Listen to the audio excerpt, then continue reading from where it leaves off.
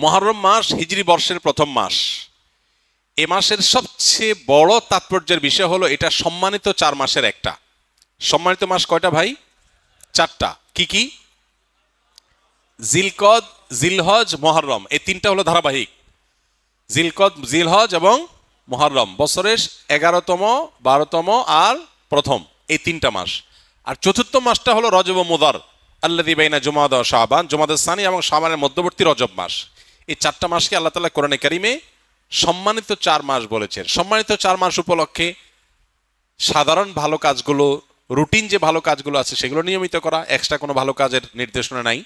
আর গুনাহ থেকে বেশিরভাগ বেঁচে থাকতে হবে, কারণ আল্লাহ বলেছেন যালিকা দ্বীনুল কাইয়্যিম ফালা তাজলিমু ফিহিন্না আনফুসাকুম। সম্মানিত মাসগুলোতে তোমরা নিজেদের প্রতি অবিচার করবা না, অর্থাৎ পাপাচার করবা না। অন্য সময় তো পাপাচার করা যাবেই না, এই মাসে বিশেষভাবে পাপাচার থেকে বেঁচে থাকার চেষ্টা করতে হবে।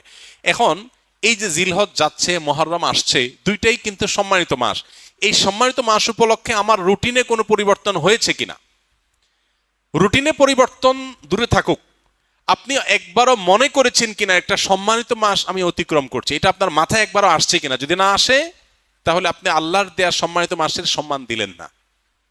এজন্য আমাদের অন্তত এই ধারণাটা মাঝে মধ্যে জেগে উঠতে হবে মনের মধ্যে যে আমরা সম্মানিত মাস ক্রস করছি, অতিক্রম করছি। তাহলে মুহররম মাস সম্মানিত মাসের ভিতরে সবচেয়ে সম্মানিত মাস।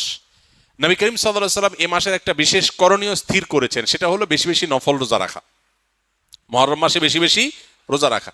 তিনি বলেছেন আফদালুস সিয়ামি বা'দা রমাদান শাহরুল্লাহিল মুহররম। সহিহ মুসলিমের হাদিস যে রমজানের পর আল্লাহর কাছে সবচেয়ে উত্তম রোজা হলো আল্লাহর মাস মুহররম মাসের রোজা। এই জন্য এই মাসে বেশি বেশি আমরা নফল রোজা রাখবো ইনশাআল্লাহ। এই মাসের তাৎপর্য আরেকটা কারণ হলো এই মাসে আশুরা আছে, অর্থাৎ মুহররমের 10 তারিখটা বিশেষ তাৎপর্য পূর্ণ একটা দিন, যেদিনে আল্লাহ তাআলা মূসা আলাইহিস সালামকে মুক্তি দিয়েছেন ফেরাউনের বাহিনীর বিপরীতে, এবং নবী সাল্লাল্লাহু আলাইহি সাল্লাম সেই ঘটনায় আল্লাহর কৃতজ্ঞতা আদায় করে মূসা আলাইহিস সালামের সপক্ষে তিনি আল্লাহর কাছে সিয়াম পালন করেছিলেন, এবং আশুরার দিনে রোজা রাখার ফলে 1 বছর পূর্বের গুনাহ মাফ হয়ে যায়। এবং আশুরার সাথে আরো একদিনে রোজা রাখে 9 অথবা 11 মুহররম, 10 তারিখে তো বটেই, তার সাথে 9 তারিখ অথবা 11 তারিখ প্লাস করে 2টা রোজা রাখা হলো সুন্নাহ। এটা হলো মুহররম মাসের করণীয়, সারা মাসে বেশি রোজা রাখা, আশুরার রোজা রাখা বিশেষভাবে, আর সম্মানিত মাস হিসাবে এ মাসের সম্মান দিয়ে চলা। এ হলো মুহররম মাসের করণীয়। এর বাইরে মুহররম মাসকে ঘিরে আমাদের দেশে তাজিয়া মিছিল, শোক মিছিল সহ নানাবিধ কার্যক্রম আমাদের চোখে পড়ে। এগুলোর সাথে কোরআন বা সুন্নাহর কোনো সম্পর্ক নেই, এগুলো মন গড়া এবং বেদাত। যেই দিনে আশুরার দিনে রোজা রাখার কথা বলা হয়েছে সেই দিনে লাল ডেক বসায় যদি খিচুড়ি খায় তাহলে সুন্নাহর খেলাফ কাজ হবে আরো, সে কাজটি আমাদের দেশে হচ্ছে। সুন্নাহর প্রচলন নাই, বেদাতের প্রচলন আছে। আল্লাহ আমাদেরকে বুঝার তৌফিক দান করুন। হিজরি সন, নবী করিম সাল্লাল্লাহু আলাইহি সাল্লামের হিজরতকে কেন্দ্র করে যে সনের গণনা আরম্ভ হয়েছে সেই সনটাকে বলা হয় হিজরি সন। আর গোটা পৃথিবীর মানুষের কাছে অতি পরিচিত আরেকটা সন হলো ঈসাই সন বা খ্রিস্টীয় সন, যেটাকে আমরা ইংরেজি সন বলে জানি। আসলে ইংরেজি সন না, এই সনটার নাম আসলে কি? ঈসাই সন বা খ্রিস্টীয় সন।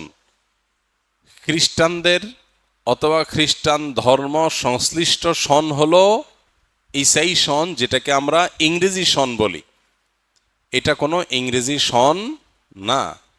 এই সনের গণনা আরম্ভ হয়েছে ঈসা আলাইহিস সালামকে কেন্দ্র করে, সেজন্য এটাকে ঈসাই সন বলা হয়। এই সন গণনার সূচনা হয়েছে খ্রিস্টান ধর্ম বিশ্বাসের আলোকে, সেজন্য এটাকে খ্রিস্টীয় সন বা খ্রিস্টাব্দ বলা যায়। কিন্তু এর সাথে ইংরেজির কোনো সম্পর্ক নেই, ফলে এটাকে ইংরেজি সন বলা মোটা দাগে ভুল, যেটা আমরা করি। একটা ধর্মীয় সনকে আমরা সেকুলার সনে পরিণত করেছি। খ্রিস্টীয় সন, ঈসাই সন, এটা কোনো সেকুলার সন না। এটা একটা কোন সন? ধর্মীয় একটা সন। যেই সনের সাথে সম্পর্ক কিসের? ঈসা আলাইহিস সালামের। খ্রিস্টান মানুষ ধর্মের মানুষদের মতে, তাদের বিশ্বাস মতে ঈসা আলাইহিস সালামের জন্মের সনটাকে প্রথম ধরে এরপরে 2-3 গনতে গনতে আজ 2026-এ এসে পৌঁছেছে। তো এই সন গণনাটা মূলত খ্রিস্টান ধর্ম বিশ্বাসকে কেন্দ্র করে বা খ্রিস্টানদের ধর্মীয় ইস্যুকে কেন্দ্র করে, সেজন্য এটা খ্রিস্টীয় সন, খ্রিস্টান ধর্মের মানুষের বিশ্বাস কেন্দ্রিক সন। এটাকে জেনারেলাইজ করে আমাদের সবার কাছে এটাকে সহজে গলদকরণ করা হয়েছে কি বলে? ইংরেজি সন বলে। মানে এই সমাজে যখন মানুষ নিজেকে অনেক সভ্য, শিক্ষিত, স্মার্ট, অনেক বেশি সচেতন মনে করে, সেই সমাজে এরকম মোটা দাগে একটা ভুল আমরা বয়ে বেড়াচ্ছি, যেটা খুবই হাস্যকর। আর যে সনটার ব্যাপারে প্রশ্ন এসছে সেটা হলো হিজরি সন। হিজরি সন হলো মূলত নবী করিম সাল্লাল্লাহু আলাইহি সাল্লামের হিজরতকে ঘিরে যেই সন এর গণনা শুরু হয়েছে সেটা হলো হিজরি সন। হিজরি সনকেও আমরা অনেকে না জেনে না বুঝে আরবি সন বলি। আমরা অনেকে এটাকে কি বলি? আরবি সন বলি। হিজরি সনের সাথে আরবি কোনো সম্পর্ক নেই, বরং আরবদের নিজস্ব একটা সন আছে, সেগুলোর মাসের আলাদা নাম আছে। হিজরতের যে সনটা, হিজরতকে ঘিরে যে সনটার গণনা শুরু হয়েছে, এটা হয়েছে মূলত খলিফাতুল মুসলিমিন ওমর ইবনুল খাত্তাব রাদিয়াল্লাহু তাআলা আনহুর শাসন আমলে। এটার সূচনার ঘটনা হলো ওমর রাদিয়াল্লাহু তাআলা আনহুর শাসন আমলে বিভিন্ন রাষ্ট্রীয় চিঠি বিভিন্ন এলাকার গভর্নররা তার কাছে যখন পাঠাতেন, কোনোটাতে দেখা থাকতো শাবান। তো একবার একটা চিঠিতে এরকম মাসের নাম লেখা আছে, মাসের নাম লেখা আছে শাবান। তো ওমর রাদিয়াল্লাহু তাআলা তখন বললেন যে এই চিঠি কি এই যে চলমান শাবান এটার, নাকি যে শাবান গত হয়েছে সেটার? আমরা কিভাবে বুঝবো? কারণ সে যুগে এক এলাকা থেকে আরেক এলাকা চিঠি যেতে দিনকে দিন মাসকে মাসও লেগে যেত, বিভিন্ন অসুবিধা হইতে পারত। আর অফিসিয়ালি এই চিঠিটা নথিভুক্ত হবে বা সংরক্ষিত থাকবে এটা কোন শাবান সেটা লেখা নাই, তাহলে সময়টা ঠিক বোঝা কঠিন। তখন ওমর রাদিয়াল্লাহু তাআলা আনহু সাহাবা ইকরামের সাথে পরামর্শ করলেন যে একটা সনের প্রবর্তন যদি আমরা না করি, তাহলে সেক্ষেত্রে শুধু মাসের নাম দিয়ে যে কোনো চিঠি পত্র বা এ জাতীয় কাগজ ইত্যাদি এগুলোকে সঠিক সময়কে সংরক্ষণ করা কঠিন। তখন সবাই সিদ্ধান্ত দিলেন যে হ্যাঁ, একটা সন গণনা শুরু হওয়া উচিত, আমাদের মুসলমানদের জন্য একটা সন গণনা শুরু হওয়া উচিত। খেলাফতে রাশেদার, খোলাফায়ে রাশেদার শাসন কার্য পরিচালনা সুষ্ঠুভাবে করবার প্রয়োজনে, সময়ের সঠিক গণনার প্রয়োজনে একটা সন গণনা শুরু হওয়া দরকার। এই সিদ্ধান্তে যখন সবাই উপনীত হলো, তখন প্রশ্ন আসলো যে কোন ঘটনাকে কেন্দ্র করে সন গণনা শুরু হবে।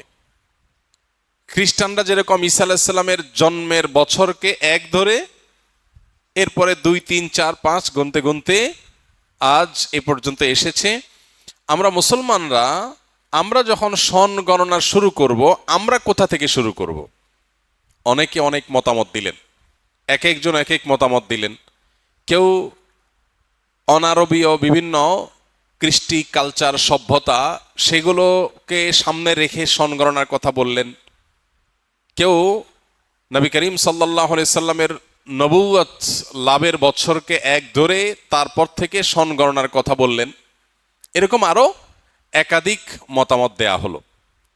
নবী করিম সাল্লাল্লাহু আলাইহি সাল্লামের জন্মের বছরকে এক ধরে তারপরে সন গণনা শুরু করা যেতে পারে, তার নবুয়ত লাভের বছরকে এক ধরে তারপরে 2, 3, 4 গুনতে গুনতে সন গণনা শুরু করা যেতে পারে।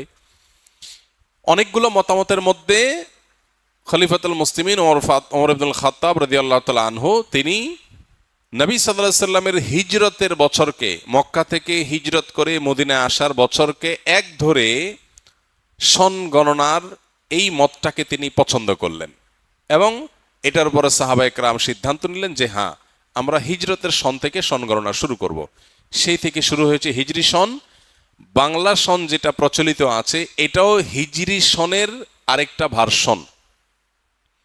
এটার ইতিহাস আমরা নিশ্চয়ই অনেকে জেনে থাকবো যে সম্রাট আকবরের শাসন আমলে যখন খাজনা তোলা হতো, তখন চান্দ্রবর্ষের আলোকে খাজনা তুলতে গিয়ে কিছু জটিলতা তৈরি হলো। তখন শুধুমাত্র হিজরি সনটাকেই কনভার্ট করে সেটাকে সৌরবর্ষে রূপান্তর করে সন গণনা শুরু হলো।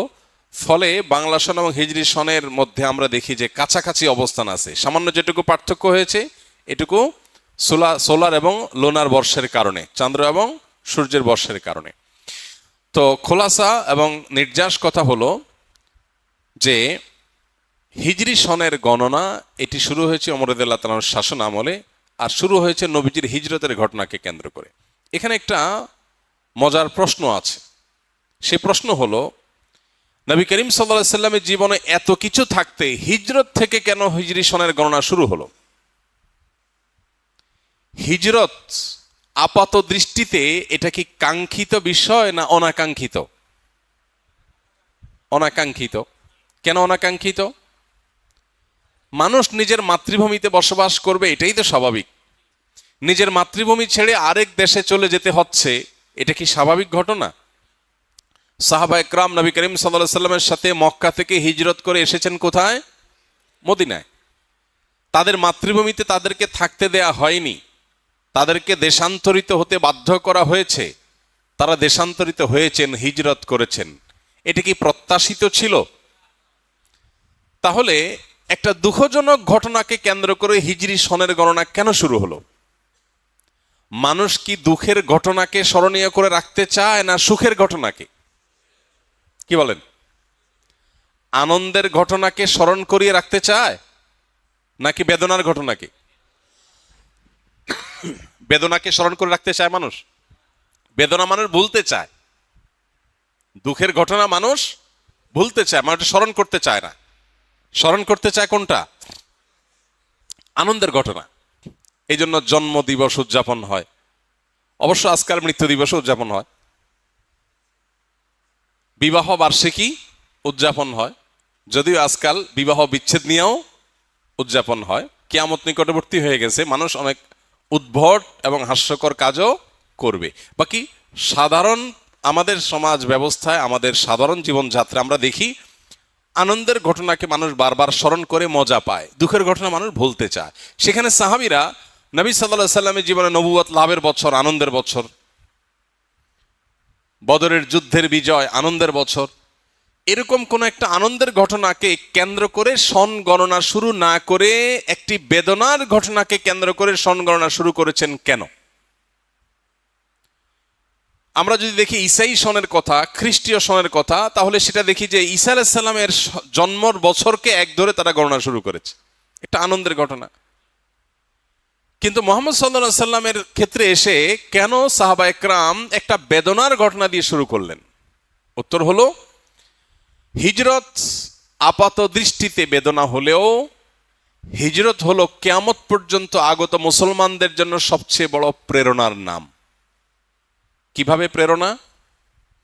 কারণ হিজরত আমাদেরকে স্মরণ করিয়ে দেয়, কঠিন সময়ে যদি তোমাকে তোমার মাতৃভূমি ত্যাগ করে চলে যেতেও হয়, তোমার প্রতি জুলুম করে তোমাকে যদি দেশান্তর করেও দেয়া হয়, আল্লাহর সন্তুষ্টি চিত্তে যদি তুমি সেই কাজটাকে বরণ করো, মেনে নাও, আর তুমি যদি সত্যের উপরে অটল অবিচল থাকো, তাহলে অচিরেই তুমি আবার সেই ভূমিতে ফিরে আসবে।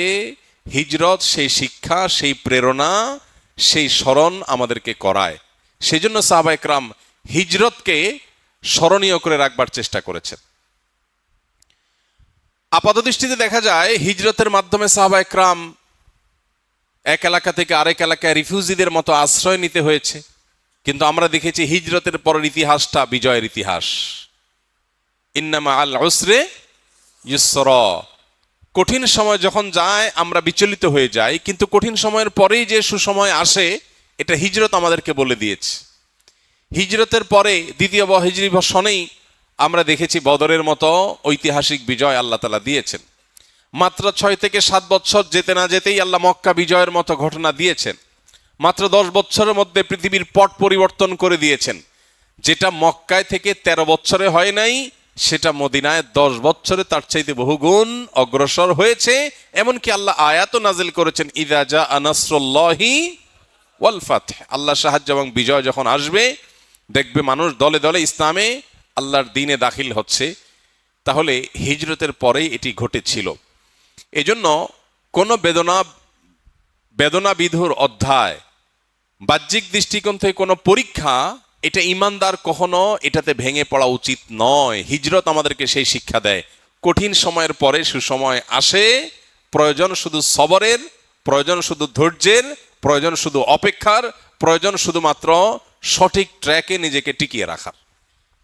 কিয়ামত পর্যন্ত আগত ইমানদারদের জন্য হিজরতের চেতনা, হিজরতের শিক্ষা, এটা দৈনন্দিন জীবনে, দিনী জীবনে, সামগ্রিক জীবনে, বারবার মানুষের জীবনে প্রয়োজন। এই জন্যই সাহাবা একরাম হিজরতের এই ঘটনাকে স্মরণীয় করে রাখবার জন্য হিজরি সনের গণনা শুরু করেছেন হিজরতের ঘটনা থেকে। আল্লাহ আমাদেরকে এই সন থেকে যে অনুপ্রেরণা, হিজরতের ঘটনা থেকে যে প্রেরণা আমাদের গ্রহণ করা দরকার, সেটা গ্রহণ করার তৌফিক দান করো।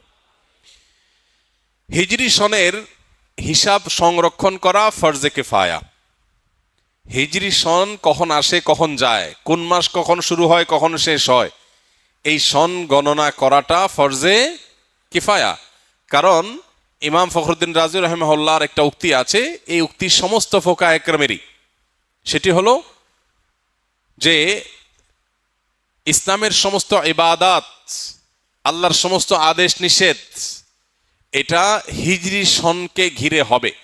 জাকাতের হিসাব যে বছরকে কেন্দ্র করে হবে সেটা হলো চান্দ্রবর্ষ, হিজরি বর্ষ।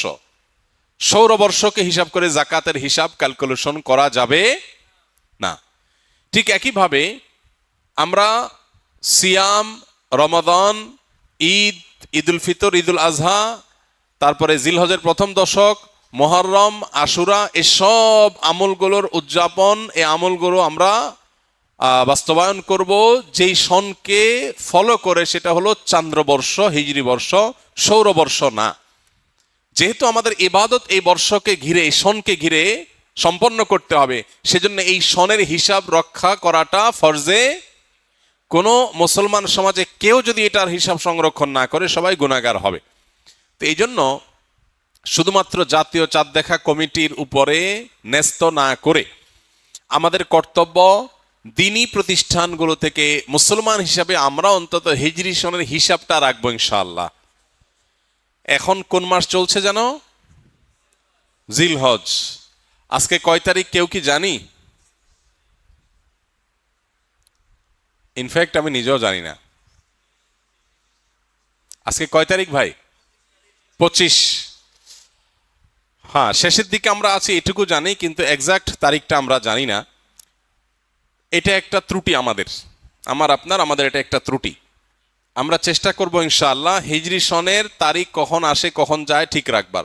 আমাদেরকে চাঁদের 13, 14, 15 এই 3 দিনে রোজা রাখার নির্দেশ করেছেন নবী করিম সাল্লাল্লাহু আলাইহি সাল্লাম, যে 3 দিনকে বলা হয় আইয়ামে বীজ। আইয়ামে বীজ চাঁদের, চান্দ্র মাসের 13, 14, 15। তাহলে এই 13, 14, 15 এই দিনগুলোতে রোজা রাখার জন্য হলেও তো এই মাসের হিসাব আমাদের রাখতে হবে কি হবে না? তাহলে আমরা চেষ্টা করব কিছু লোক হলেও এটা হিসাব সংরক্ষণ করার। আল্লাহ আমাদেরকে তৌফিক দান করুন।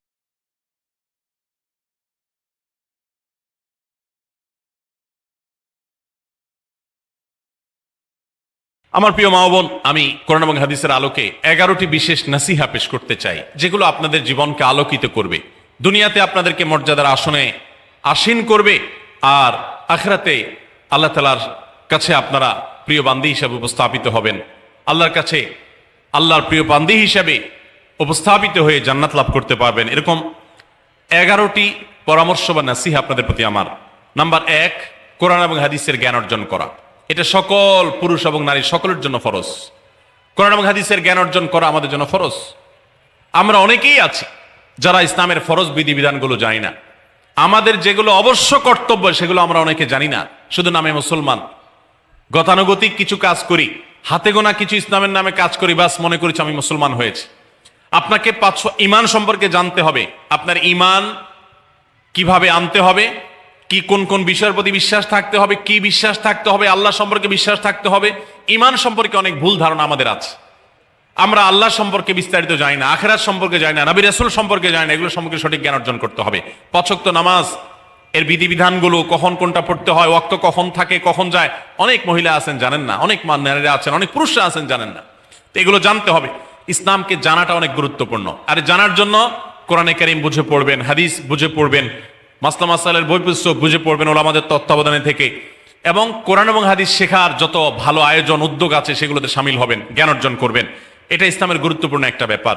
জ্ঞান অর্জন যদি না করেন তাহলে আপনি ইসলামের কোনো কাজ করতে পারবেন। ইসলামের সবকিছুর আগে হলো জ্ঞান অর্জন করা, সবকিছুর আগে ইসলাম সম্পর্কে ইলম অর্জন করতে হবে, কোরআন হাদিসের নলেজ অর্জন করতে হবে। নাম্বার 2, 5 ওয়াক্ত নামাজ। নবী সাল্লাল্লাহু আলাইহি সাল্লাম জান্নাতে, মেয়েদের জান্নাতে যাওয়ার শর্টকাট যে সিলেবাস দিয়েছেন, শর্টকাট যে ওয়ে বলেছেন, 4টা শর্ত দিয়েছেন, এর মধ্যে থেকে একটা হলো 5 ওয়াক্ত নামাজ ঠিকঠাক মতো যদি আদায় করেন।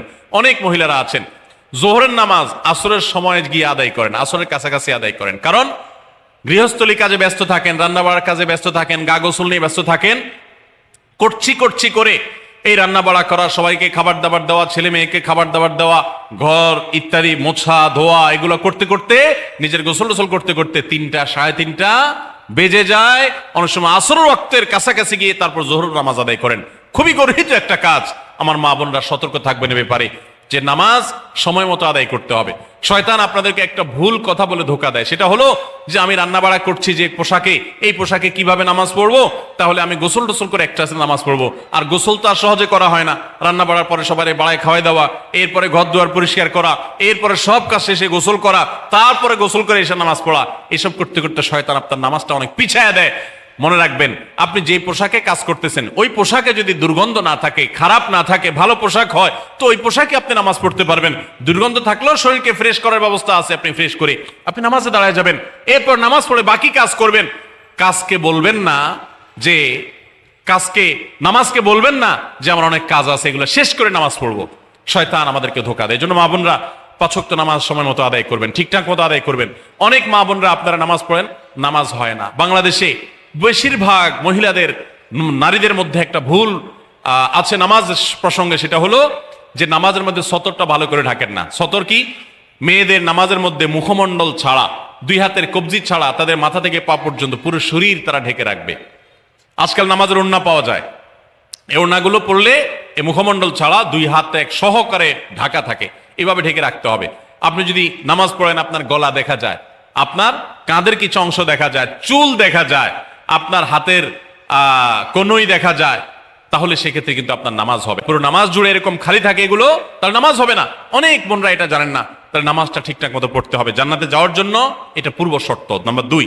নাম্বার 3, রমজান মাসে রোজা রাখা। রোজা রাখার ক্ষেত্রে আলহামদুলিল্লাহ মা বোনরা রাখেন সাধারণত, কিন্তু রোজা রেখে গীবত, মিথ্যা, শেকায়েত, মানুষের পিছনে সমালোচনা করা, এগুলো করলে গীবত নষ্ট হয়ে যায়, মুখ খারাপ করা, গীবত, এগুলো করলে রমজান নষ্ট হয়ে যায়, রোজা নষ্ট হয়ে যায়, এগুলো করা যাবে না, এগুলোতে বেঁচে থাকতে হবে। সেই সাথে অনেক মা বোন আছেন, একটু সন্তান গর্ভে আসছে, কিন্তু সন্তান দুধ পান করে, এই অজুহাত দিয়ে তিনি দেখা যায় যে রমজানের রোজা ঠিক মতো রাখেন না। এটা ভুল। বরং সামান্য একটু ঠুনকো অজুহাতে রমজান রোজা বাদ দেওয়া যাবে না। যতক্ষণ পর্যন্ত শক্তি সামর্থ্য আছে রমজান রোজা ঠিক মতো রাখতে হবে। নাম্বার 3। 4 নম্বর হলো স্বামীর আনুগত্য করা। আমি সবসময় বলি, এটা হলো মহিলাদের জন্য তিতা করল্লার আমল। তিতা করল্লা দিয়ে জুস বানায় খাওয়ানো, এটা যেরকম কষ্টের কাজ মানুষের জন্য, ঠিক একইভাবে মহিলাদের জন্য স্বামীর কথা শোনাটা এরকম কষ্টের কাজ। অনেক মহিলা আছে, নামাজ পড়তে রাজি আছি, রোজা রাখতে রাজি আছি, তাসবিহ তাহলিল করতে রাজি আছি, কোরআন পড়তে রাজি আছি, মগর পুরুষের স্বামীর কথা শুনবো না। কেন তার কথা শুনবো কেন? আমি কি কম বুঝি? এই মানসিকতা আজ পশ্চিমা অপসংস্কৃতির যে ছোঁয়া আমাদের সমাজে এসেছে, লেগেছে, এটার কারণে আমাদের মা বোনদের মধ্যে তৈরি হয়েছে। এটা কখনো আমাদেরকে সুখী করতে পারে না। একটা ছোট মুদি দোকানেও একজনকে দায়িত্বশীল মানতে হয়, একজন মালিক হয়, আরেকজন অধীনস্থ হয়, একজন ম্যানেজার হয়, আরেকজন তার কর্মী হয়। এতটুক চেইন অফ কমান্ড যদি ঠিক না থাকে, তাহলে একটা ছোট দোকানও সুশৃঙ্খল ভাবে চলতে পারে না, সেটাও বিশৃঙ্খল হয়ে যাবে। তাহলে একটা সংসার, একটা পরিবারে একজনকে মুরব্বী না মানলে কিভাবে সেটা চলতে পারে? অবশ্যই একজন নারী তার স্বামীকে অভিভাবক মানবেন, মুরব্বী মানবেন, তাকে মেনে চলবেন। শুধু ইসলামই বলে নাই, পশ্চিমা দুনিয়ার মানুষরাও স্বীকার করে। সাবেক মার্কিন প্রেসিডেন্ট বারাক ওবামার একটা আত্মজীবনীমূলক লেখা ধারাবাহিকভাবে বাংলাদেশে একটি জাতীয় গণমাধ্যমে প্রকাশ হয়েছে অনেক বছর আগে, আমি পড়েছি। সেখানে তিনি পরিষ্কার করে বলেছেন যে আমার দাদি নানিরা পারিবারিক জীবনে যতটা সুখী ছিল, এখন আমাদের স্ত্রী, আমাদের মেয়েরা ততটা সুখী না। অথচ তাদের এত বেশি শাড়ি চুড়ি, এত বেশি সাজগোজ, এত বেশি সুখ সমৃদ্ধির উপকরণ ছিল না আজকের মেয়েদের যতটা আছে। পারিবারিক শান্তি তখন যতটা ছিল, এখন তার ধারে কাছেও নেই। এর অন্যতম কারণ হলো এটি যে আমরা পশ্চিমা অপসংস্কৃতির ছোঁয়ায় পড়ে শয়তান আমাদেরকে অতিরিক্ত স্বাধীনতার নাম দিয়া আমাদেরকে বলগাহীন স্বাধীনতার পথে নিয়ে গেছে, যেটা আমাদের ধ্বংস ডেকে এনেছে। এজন্য একজন গার্ডিয়ান, একজন অভিভাবক পরিবারে থাকতে হবে, তাকে মানতে হবে। আপনি নারী হিসাবে আপনার স্বামীটাকে যদি মনে হয় একটু বোকা কিসিমের, সে বুঝে না, আপনি অবশ্যই ডেফিনেটলি আপনি তাকে বুঝাবেন, আপনি তাকে আপনার মতামত বলবেন, তারও কর্তব্য আপনার মতামত গ্রহণ করা। কিন্তু এর মানে এই না যে আপনি তাকে ডিনাই করবেন, পাত্তা দিবেন না, অবজ্ঞা করবেন, তার কাছে জিজ্ঞেস করা ছাড়া যেদিক সেদিক যাবেন, যা খুশি তা করবেন, এটা উচিত না। আপনার জান্নাতে যাওয়ার প্রয়োজনে ওই যে তিতা করল্লা বলেছি, সে যদি কোনো দিক থেকে তাকে মানতে আপনার কষ্ট হয়, আপনার থেকে সে পিছিয়ে আসে বুদ্ধিতে জ্ঞানে, তারপরে একটু কষ্ট করে ঢোক গিলেন, একটু কষ্ট করে সবর করেন, শুধুমাত্র জান্নাতের আশায় আল্লাহ তাআলা আপনাকে মর্যাদা দিবেন, দুনিয়াতে বড় করবেন, আখিরাতে বড় করবেন।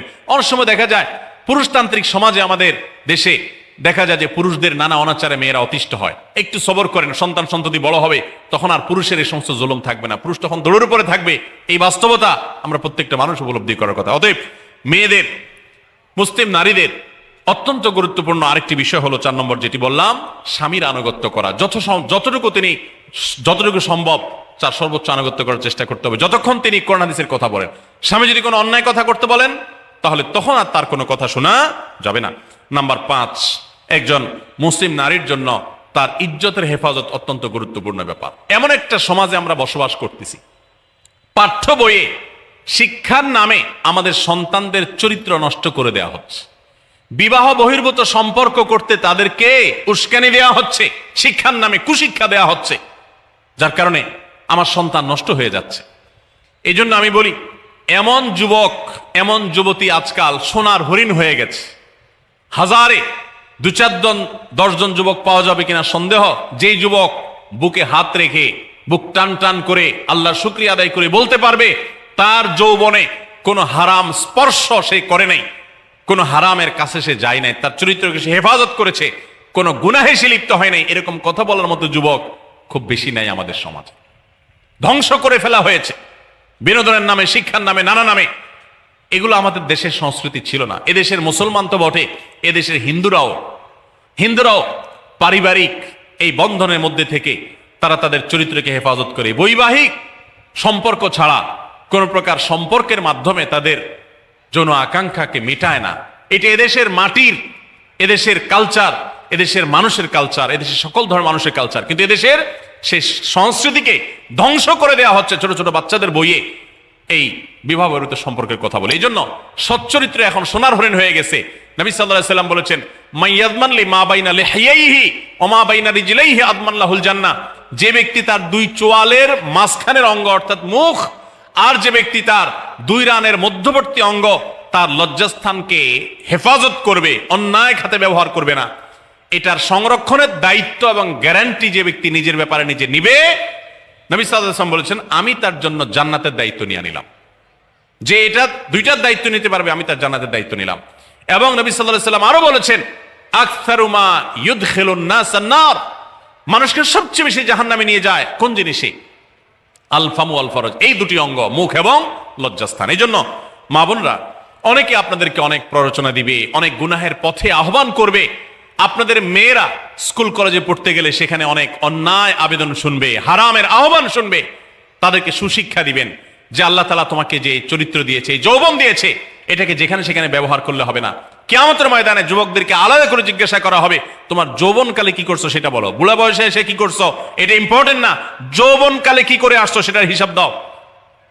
যৌবনকে হেফাজত করার গুরুত্ব এত বেশি, আল্লাহ আলাদা করে জিজ্ঞাসা করবেন।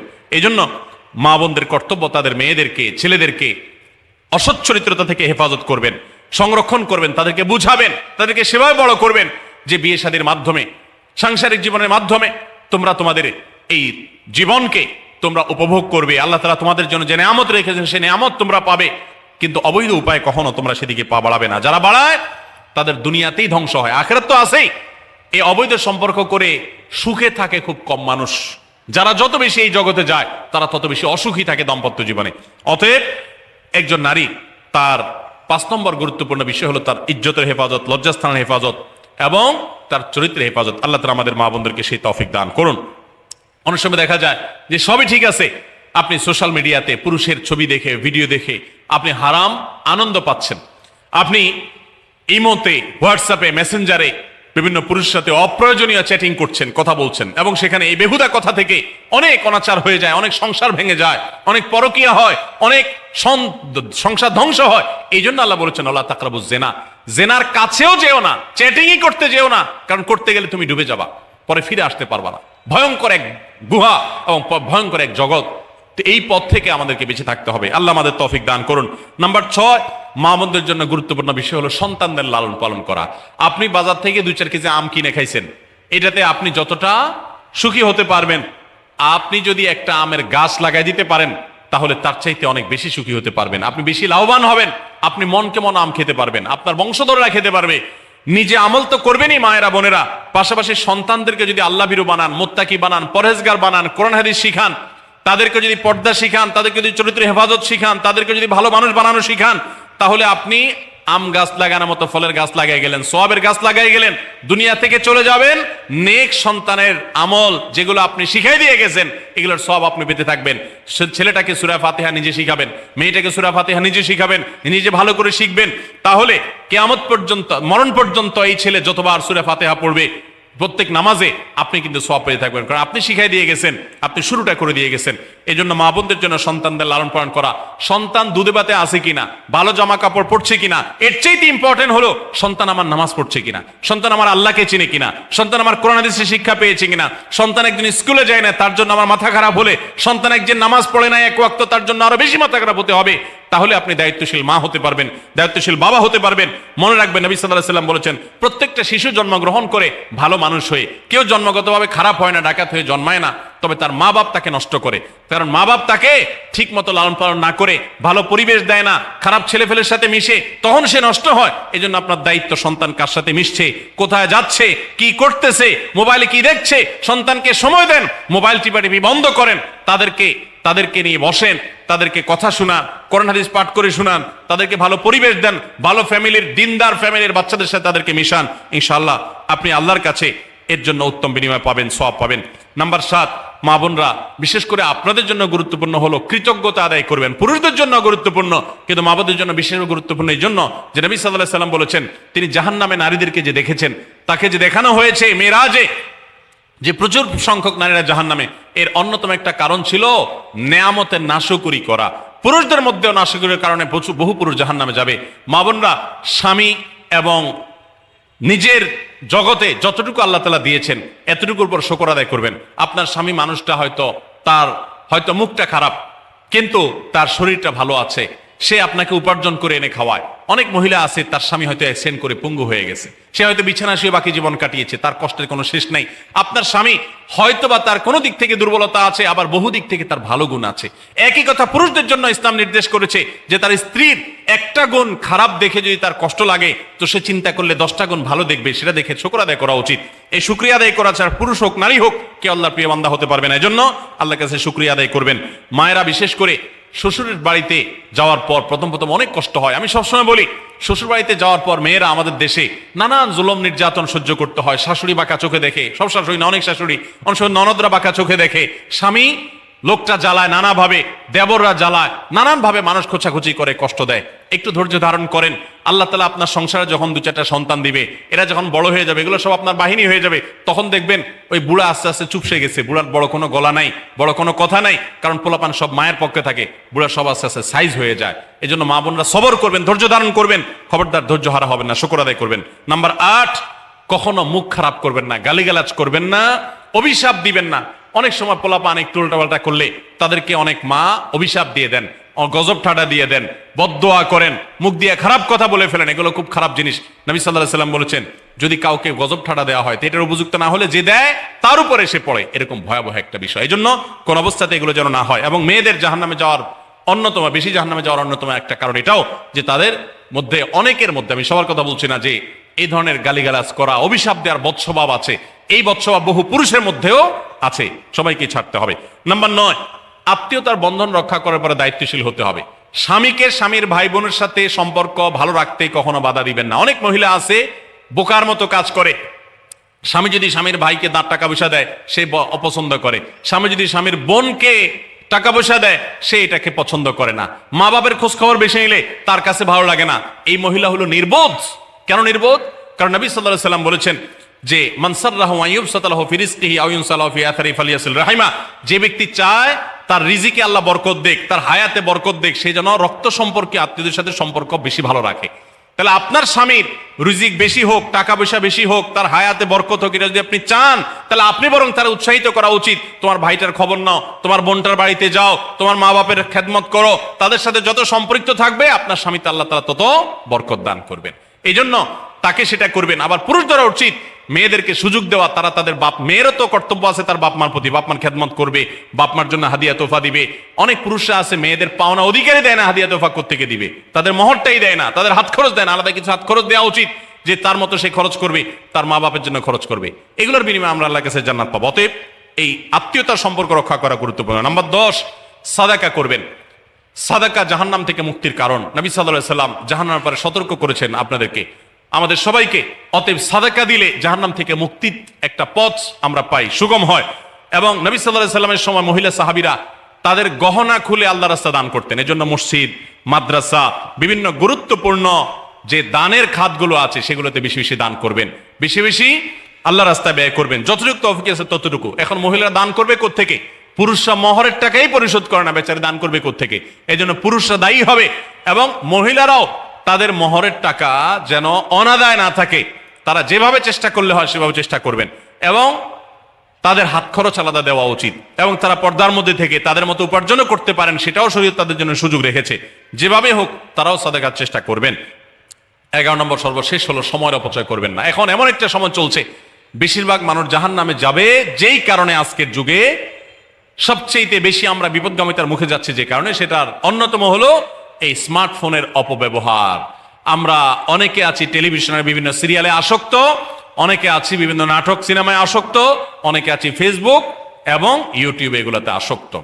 বিশেষ করে মা বোনদেরকে বলছি, অনেকেই আছেন এখনো রিমোট ছাড়া তার পেটের ভাত হজম হয় না, সারাদিন রিমোট হাতে বসে থাকেন, একটা পর একটা সিরিয়াল এবং চ্যানেল পাল্টাতে থাকেন। মনে রাখবেন, সফল ইমানদার হতে হলে এই অনর্থক কাজ না ছাড়লে আপনি সফল ইমানদার হতে পারবেন না। অনেকে নামাজও পড়ে আবার সিরিয়ালও দেখে, অনেকে আছেন ফেসবুকে ঘন্টাকে ঘন্টা, ইউটিউবে ঘন্টা ঘন্টা সময় নষ্ট করেন। এর জন্য আল্লাহর কাছে জবাবদিহি করতে হবে কিয়ামতের ময়দানে। আল্লাহ তাআলা কয়েকটা প্রশ্ন উত্তর দেওয়া ছাড়া একজন মানুষকেও নড়তে দিবেন না। এর ভিতরে একটা হলো যে তোমার সারা জীবনে কি অর্জন করেছো। সময়ের অপচয় করা যাবে না, সময় হলো জীবনের সবচেয়ে মূল্যবান সম্পদ। অতএব আল্লাহ তাআলা আমাদের সবাইকে জীবনের এই অমূল্য সম্পদ সময়কে সংরক্ষণ করার তৌফিক দান করুন। মা বোনরা, আপনাদেরকে আমি আল্লাহর ওয়াস্তে উপদেশ করতেছি, যারা বদভ্যাস আছে ফেসবুক ইউটিউবে ঘন্টা ঘন্টা পড়ে থাকার, প্রয়োজনে এগুলো সব ডিলিট করে দেন মোবাইল থেকে। প্রয়োজনে আপনি এই মোবাইল বিক্রি করে বাটন ফোনে চলে যান। নিজের বদভ্যাসকে নিয়ন্ত্রণ করতে না পারলে প্রথমে চেষ্টা করেন, এরপর না পারলে প্রয়োজনে বাদ দিয়ে দেন। আল্লাহর জন্য যদি এই ত্যাগটা করেন, কিয়ামতের বলতে পারেন আল্লাহ গুনাহ থেকে বাঁচার জন্য, তোমাকে খুশি করার জন্য আমি স্মার্টফোন পর্যন্ত রাখি নাই, বাটন ফোনে চলে গেছি। আল্লাহ তাআলা খুশি হবেন ইনশাআল্লাহ বিইذنিল্লাহ। বহু মায়েরা তাদের সন্তান নষ্ট হয়ে যাচ্ছে এই মোবাইলের আসক্তি, সিরিয়ালের আসক্তির কারণে। তাদের স্বামীর সাথে সম্পর্ক নষ্ট হয়ে যাচ্ছে এই সমস্ত আসক্তির কারণে। অনেক গুনাহের পথে তারা চলে যাচ্ছেন এই সমস্ত আসক্তির কারণে। এই জন্য এগুলোকে নিয়ন্ত্রণ না করলে আপনি কখনো নেককার হতে পারবেন না। আপনার সন্তানকে মোবাইল দেখে খাওয়াবেন না। আমি আমার সন্তানকে মোবাইল দেখে খাওয়াই না। আমরা সব জায়গায় বলি মোবাইল দেখা, কার্টুন দেখায়, মোবাইল দেখায় বাচ্চাকে খাওয়াবেন না। বাচ্চা কাচ্চা এখন ক্রেজি হয়, আধপাগল কিসিমের হয়, জিদি হয়, বদমেজাজি হয়, ভাঙচুর করে। কেন হয়? কারণ সারাদিন আপনি ওর মোবাইলে কি দেখান? কার্টুন দেখান। কার্টুন মানে কি? মার মার, কাট কাট, হ্যাঁ, সবকিছু ধ্বংস করে ফেলা, গুলি করা, বোমা মারা, হ্যাঁ, সাপ হয়ে সব খেয়ে ফেলা, এটাই তো। এগুলো বাচ্চাদেরকে ক্রেজি করে, বাচ্চাদেরকে মানসিকভাবে অসুস্থ করে, ধ্বংস করে দেয়। তাদেরকে ফিজিক্যাল খেলাধুলা, শারীরিকভাবে করতে পারে এরকম খেলাধুলার ব্যবস্থা করেন, দৌড়াদৌড়ি করার ব্যবস্থা করেন। বাচ্চারা সুস্থ থাকবে, ভালো থাকবে। মোবাইল থেকে তাদেরকে বাঁচান, টেলিভিশন থেকে তাদেরকে বাঁচান এবং কার্টুন থেকে, ভিডিও গেমস থেকে তাদেরকে বাঁচান। না বাঁচাতে পারলে আপনার দুনিয়া আখিরাত সব ধ্বংস হয়ে যাবে। অতএব আজকের এই মাহফিল থেকে আসুন প্রতিজ্ঞা করি যে আমরা সময় নষ্ট করব না, সময়ের অপচয় করব না, প্রয়োজন ছাড়া মোবাইল হাতাহাতি ঘাটাঘাটি করব না, ঘন্টায় ঘন্টা মোবাইলকে সময় দিব না। অনেক মেয়েরা আছেন, অনেক পুরুষরা আছেন, এই একটি অপকর্মের কারণে তার শিক্ষা জীবন ধ্বংস হয়ে যায়, চাকরি নষ্ট হয়ে যায়, ব্যবসা লাডে উঠে, মা বাবার সাথে সম্পর্ক নষ্ট হয়, স্বামী স্ত্রীর সম্পর্ক নষ্ট হয়, সাংসারিক জীবন ধ্বংস হয়ে যায়, সবকিছু ধ্বংস হয়ে যায় শুধু এই মোবাইল ফোনের অনিয়ন্ত্রিত ব্যবহার করার কারণে। যারা মোবাইলকে নিয়ন্ত্রণ করতে পারেন না, ডাইরেক্ট হয়ে গেছেন, সারাক্ষণ হাতে মন চায়, তারা একটা শক্ত সিদ্ধান্ত নেন, প্রয়োজন আমি স্মার্টফোন বিক্রি করে দিব। 6 মাস 8 মাস আপনি কিছুদিনের জন্য, 1 বছরের জন্য বাটন ফোনে চলে যান, এরপর আবার ব্যাক করলে আশা করা যায় আল্লাহ আপনাকে হেফাজত করবেন। এবং ইসলামের নাম দিয়ে, অনেকে বলে আমি ইউটিউবে ওয়াজ শুনি, ফেসবুকে ওয়াজ শুনি, ওয়াজের নাম দিয়া আপনি যে কি করেন কি না করেন সেটা আপনার আরশের মালিক সবই জানেন। অতএব যে ওয়াজ শুনতে গিয়ে আপনার আকাম কুকাম করা লাগে, খারাপ জিনিস দেখা লাগে, ওই ওয়াজ শোনার কথা আপনাকে ইসলাম বলে নেই। আল্লাহ তাআলা আমাদের সবাইকে সবগুলো বিষয় আমল করার তৌফিক দান করুন। আমরা আবারও বলছি, আজকে আমাদের মা বোনদেরকে লক্ষ্য করে বিশেষ করে যে 11টি করণীয় আপনাদের জীবনকে সোনালী জীবনে পরিণত করতে পারে, আপনাদের জীবনটাকে সমৃদ্ধ করতে পারে, সুখী করতে পারে এবং আল্লাহর কাছে আপনাদেরকে জান্নাতের উপযুক্ত করবে। কিয়ামতের ময়দানে সুন্দর হাসি, সুখের হাসি, তৃপ্তির হাসি আপনাদেরকে হাসাবে ইনশাআল্লাহ। সেই 11টি নসিহা, সেই 11টি বিষয়ের প্রথমটি হলো কোরআন এবং হাদিসের জ্ঞান অর্জন করবেন। অনেক ভালো ভালো বই আছে কোরআন হাদিস ভিত্তিক, সেগুলো পড়বেন। দিন শিক্ষার যত আয়োজন আছে সেগুলোর সাথে সম্পৃক্ত হবেন। অনলাইনে অনেক কোর্স করা যায়, সেগুলোতে আপনি সম্পৃক্ত হতে পারেন। যেভাবে হোক আপনাকে কোরআন হাদিসের কথা জানতে হবে। আল্লাহ কি বলেছেন, রাসূল সাল্লাল্লাহু আলাইহি ওয়াসাল্লাম কি বলেছেন, মাসালা মাসাইল কখন কি করা উচিত, কোরআন হাদিসে কি বলা আছে, এগুলো জানতে হবে আপনাকে। যতটুকু সম্ভব জানার চেষ্টা করবেন। নাম্বার 2, 5 ওয়াক্ত নামাজ সঠিকভাবে আদায় করবেন, সময় মতো আদায় করবেন। জোহরের ওয়াক্ত বাসার কাজ কাম শেষ করে গোসল করে একেবারে 3টার দিকে একসাথে পড়বো, এটা করা যাবে না, বরং সময় মতো আদায় করতে হবে। এবং মেয়েদের যে সতর, এই সতর ঢাকার পরে সতর্ক থাকতে হবে। পুরো শরীর মুখমণ্ডল ছাড়া যেন ঢাকা থাকে, চুল, গলা, হাতের গোছা, কনুই, এগুলো যেন দেখা না যায়, খেয়াল রাখতে হবে। এবং নামাজ ধীরে ধীরে পড়তে হবে। অনেক মহিলা অনেক দ্রুততার সাথে নামাজ পড়েন, এবার পড়লে হবে না। নাম্বার 3, রমজানের রোজা ঠিক মতো রাখতে হবে, যথাযথভাবে রাখতে হবে। রোজা রেখে গীবত, শিকায়েত, মিথ্যা, গালমন্দ এগুলো করা যাবে না। নাম্বার 4, স্বামীর আনুগত্য করতে হবে। নিজের কাছে খারাপ লাগলেও একটু সবর করতে হবে, যতক্ষণ পর্যন্ত স্বামী ন্যায়সঙ্গত কথা বলে, অন্যায় কাজ করতে না বলে, গুনাহের কাজ করতে না বলে, ততক্ষণ পর্যন্ত তার কথা মানতে হবে। নিজের খারাপ লাগলেও মানবেন আপনার জান্নাতের প্রয়োজনে, সুশৃঙ্খলার প্রয়োজনে, পারিবারিক শান্তির প্রয়োজনে। ইনশাআল্লাহ আপনি সুখে থাকবেন দুনিয়া এবং আখিরাত উভয় জগতে। নাম্বার 5, নিজের ইজ্জত সম্ভ্রম হেফাজত করবেন। অনলাইনে অফলাইনে কারোর সাথে হারাম সম্পর্ক করবেন না, কোনো গায়রে মারাম পুরুষের সাথে অযথা যোগাযোগ করবেন না, চ্যাটিং করবেন না। এবং সোশ্যাল মিডিয়াতে হারাম জিনিস দেখা থেকে নিজের চোখকে হেফাজত করবেন, বাঁচিয়ে রাখবেন। নাম্বার 6, নিজের সন্তানদেরকে দিন শিখাবেন, তাদেরকে কোরআন হাদিস শিখাবেন, উত্তমভাবে লালন পালন করবেন, তাদেরকে নামাজ শিখাবেন, মেয়েদেরকে পর্দা শিখাবেন, তারা যেন চরিত্র হেফাজত করে সেই শিক্ষা তাদেরকে দিবেন। উপযুক্ত হওয়ার পর ছেলে মেয়েকে বিয়ে দিবেন, কোনোভাবে যেন হারাম সম্পর্কে না জড়ায় সেজন্য সাবধান থাকবেন। ভালো ফ্যামিলির সাথে তাদেরকে উঠা বসা করাবেন, ভালো শিক্ষা প্রতিষ্ঠানে দিবেন যেখানে দিলে তার ঈমান আমল হেফাজত থাকবে। নাম্বার 7, আল্লাহ শুকরিয়া আদায় করবেন, বান্দারও শুকরিয়া আদায় করবেন। আল্লাহ যা দিয়েছেন, যতটুকু আছে স্বামীর সংসারে আলহামদুলিল্লাহ বলতে শিখবেন, আল্লাহ তাআলা বাড়াই দিবেন ইনশাআল্লাহ। নাফরমানি, নাশুকরি করবেন না, তাহলে আপনি নিজেই ক্ষতিগ্রস্ত হবেন, কষ্টের মধ্যে থাকবেন। আর শুকরিয়া আদায় করলে আপনার নিজেরই মানসিক প্রশান্তি হবে, আল্লাহর নিয়ামত বাড়িয়ে দিবেন। নাম্বার 8, কোন প্রকার অভিশাপ গালমন্দ করবেন না, সেটা ছেলে মেয়েকে হোক, সংসারকে হোক, স্বামীকে হোক, কোনো কিছু না, ধৈর্য ধারণ করতে হবে। পুরুষদের জন্য এই কথাগুলো প্রযোজ্য। আর নাম্বার 9, আত্মীয়তার সম্পর্ক রক্ষা করতে হবে, ছিন্ন করা যাবে না। নিজের স্বামীকে তার বাপ, তার বোন, তার মা, তার ভাই, তাদের সাথে সুসম্পর্ক বজায় রাখতে সাহায্য করবেন, বাধা দিবেন না, পারলে আরো সাহায্য করবেন, এতে আপনারই লাভ হবে। আবার স্বামীদেরও উচিত স্ত্রীকে তার পরিবারের সাথে সম্পর্ক বজায় রাখার জন্য সাহায্য করা। মেয়েদের উচিত তাদের মা, তাদের বোন, ভাই, তাদের সাথে আজকাল মোবাইলে যোগাযোগ করা যায়, খোঁজ খবর নিবেন, কথাবার্তা বলবেন। স্বামীর সংসারে আসছেন দেখে বাপের সংসার ভুলে যাবেন, সেটাও যেন না হয়, খেয়াল রাখতে হবে। নাম্বার 10, যতটুকু সম্ভব দান সাদাকা করবেন। দান সাদাকা জাহান্নাম থেকে মুক্তির কারণ হয়, সেটার জন্য সাধ্য অনুযায়ী করবেন। পুরুষরা তাদের জন্য এই ক্ষেত্রে হেল্প করবেন, যাতে তাদের মোহর ইত্যাদি দেওয়া, মাসে হাত খরচ কিছু দেওয়া, যাতে তারা সাদাকা করতে পারে সেই সুযোগ। আজকাল দেখা যায় অনেক মেয়েরা টাকা পয়সা পেলে মার্কেটে চলে যাবেন, কি কিনবে এটা নিয়ে অস্থির হয়ে যান। মার্কেটে আপনি যা দরকার হলে যাবেন, কেনা দরকার হলে কিনবেন, কিন্তু দানের জন্য একটা খাত রাখবেন, পারিবারিক সাদাকা বাক্স একটা বাক্স রাখবেন, যে খুচরা টাকা পয়সা বা বিভিন্ন টাকা পয়সা ছেলে মেয়েরা রাখবে, আপনি রাখবেন, উৎসাহিত করবেন।